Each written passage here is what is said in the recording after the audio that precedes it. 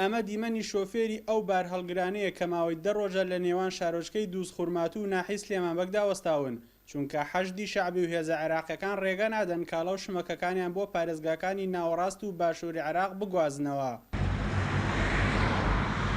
شۆفێرەکانیش دەڵێن بازگەکانی حەشدی شەعبی و هێزە عێراقیەکان داوای بڕەپارەیەکی زۆریان لێ دەکەن. أنا شنو ذنبي هسه؟ حتى انتهينا كترنا الوسخ. زرع احنا جابنا داخل بلدنا يعني من اربيل جاي يجي لينا هسه. گوناحمان چی ئێمە لە وڵاتی خۆمان ڕێگریمان لێ دەکرێت و داوای پارەمان لێ دەکرێت بە شێوەی نایاسایی. ماوەی 10 ڕۆژە لێرەین و هیچ بەرپرسێک نهاتووە بۆ لامان و کەس ئاوەڕمان لێ ناداتەوە.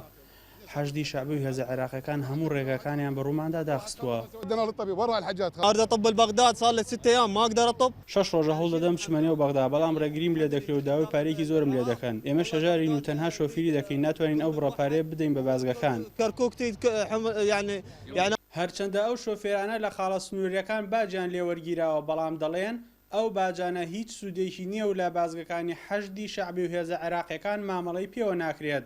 ئاماژەش بەوە دەکەن بەشێک لەو خۆراکانی کە هاوردە کراون بەهۆی گەرما و زۆری مانەوەیان خراپ بوون.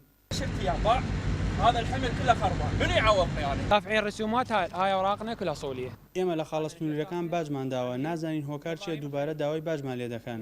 خۆراکەکانمان بەهۆی گەرما و مانەوە بەشێکی زۆری خراپ بوو و دەبێ هەمووی لەناو بەرین. کێ قەرەبوومان دەکاتەوە؟ السيطره الثانيه.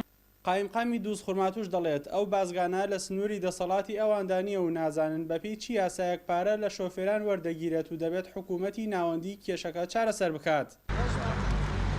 ئەوەی کە ڕوئەدات زیاتر لە سەیتەرەکانی سەفراوە لە ڕێگای خاڵس و لە ڕێگای عوزێم ئەو هێزانەتان پێم وابێ باج ئەسێنن و لەگەڵەوەیە گومرکی ئۆتۆمبیلەکانەکەم نازانم لەسەر چی یاسایەکەکەن، بەڵام لە سنووری دەسەڵاتی ئێمە نیەوە، ئەوە لە سنووری دەسەڵاتی ئێمە قبوڵ ناکرێ. ئەوە من پێم وابێ زیاتر بێ حکوومەتی ناوەند و پارێزگاری دیالە ئەو کێشە کۆنتترۆلکەن. ڕێگای کەرکوک بەغدایەکێکە لە ڕێگا استراتیژیەکانی نێوان هەرێمی کوردستان و بەغدا. ئەم ڕێگایە بەنێو شارۆچکەی دووس خورماتوودا تێپەڕ دەبێت و 350 کیلۆمەتر لە هەولێری پایتەختەوە دوورە و ڕۆژانە ئۆتۆمبیلێکی زۆری بارهەڵگر و هاوڵاتیان ئەم ڕێگەیە بەکاردەهێنن بۆ گەیشتن بە بەغدا. ئارام بەختیارێ نارتی، دووس خورماتوو.